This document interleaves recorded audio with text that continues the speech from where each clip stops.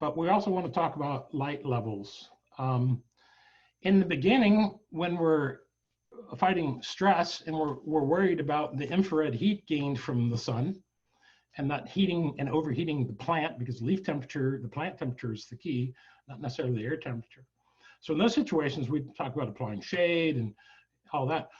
As we get around the corner, as the weather starts to turn and fall starts to hit, in most markets, you want to make sure that you're removing any shade.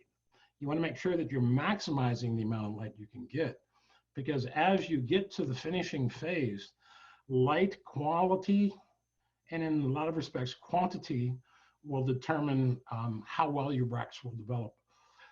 So it's really important that you shift your thinking from I'm worried about infrared heat from too much light to, again, this doesn't apply necessarily this early in the South, and in some cases it doesn't apply at all in the South in extreme cases. But for the most of the rest of the country and the rest of the markets, you have to start thinking about I need to maximize my light at finish because we're weaning it.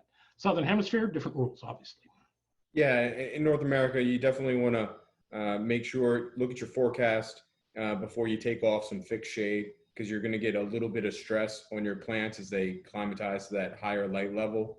So before you remove shade, ideally try and get a couple cloudy days in there. That way they can kind of build up to that light level of full intensity. Otherwise, we don't want to, if you see that all of a sudden you're going to have 85 degrees, that's atypical for your area, maybe leave the shade on for another week and then wait till it cools down. This is the games that we play in September. I see a lot of growers will, especially in like a direct stick scenario, will put 2 layers of shade over the house. And then as they begin to progress and the plants root out and then they get the pinch on it, and they begin to break through the pinch and the breaks form, then they peel off that first layer of shade. And then the final layer of shade comes off as the weather starts to wane and the days get shorter. But yeah, again, that's a very good point, James. You don't want to shock the plant, especially if you're in a glass greenhouse. You could definitely get scalded. And at that point in the game, if we start talking about now and beyond, everything that happens on the leaf from today forward will be visible in the end.